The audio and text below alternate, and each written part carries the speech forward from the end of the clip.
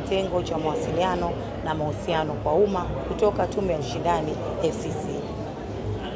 Sisi kama FCC vile vile tunatumia fursa ya maonyesho haya ya 50 ya biashara maarufu kama Sabasaba.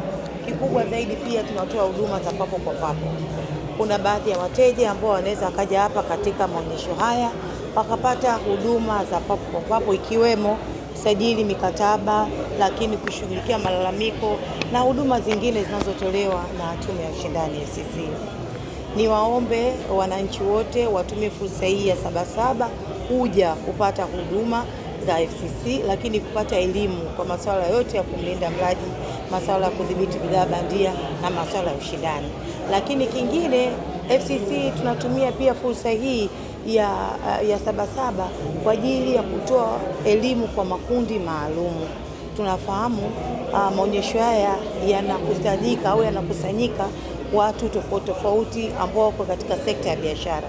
Hivyo basi na sisi tumetumia fursa hii kuonana na makundi maalum ya wajasiriamali katika ngazi tofauti kwa ajili ya kuwapa elimu.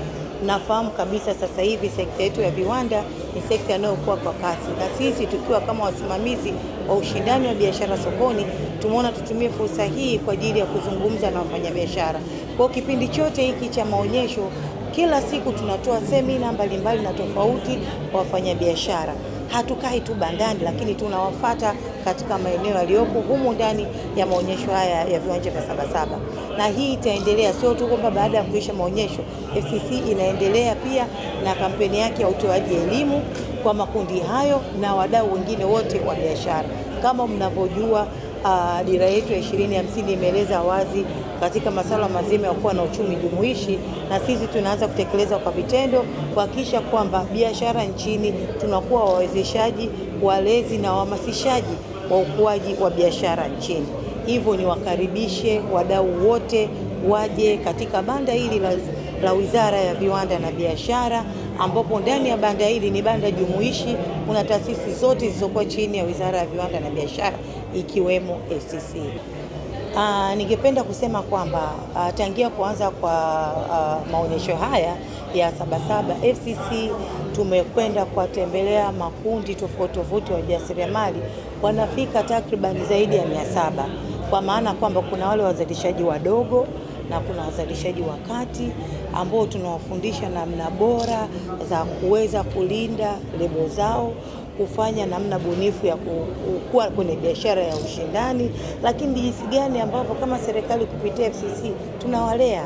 Kingine kikubwa nafikiri umeona katika banda hili la Wizara ya Viwanda na Biashara, tuna makundi tunasema startup, ni vijana chipukizi hodari ambao wanafanya bunifu nyingi za kibiashara au maarufu kwa startup. Startups hawa wako hapa wanaonesha bunifu zao, lakini kama FCC ni mmoja wa walezi wa hizo startup, tunatumia pia fursa hii ya maonyesho kuwaambia wale ambao hawajaweza kuja kushiriki katika maonyesho haya, lakini wana bunifu zao za biashara, wafike katika ofisi zetu za FCC zote zilizopo, ofisi za kanda ambayo iko Mwanza, ofisi ya kanda ya Arusha, ofisi ya kanda ya Mbeya, Dodoma pamoja na Dar es Salaam. Kwa hiyo kama wanaweza kufika hapa kipindi hiki cha maonyesho ya Sabasaba, wakaribie. Lakini kama baada ya maonyesho ya kushindwa, kama wewe kijana unaona na ubunifu yako ni unafaa kuwa kwenye startup, basi karibu FCC, tutakupa mwongozo mzuri wa kuwa bora zaidi na kuweza kukua zaidi.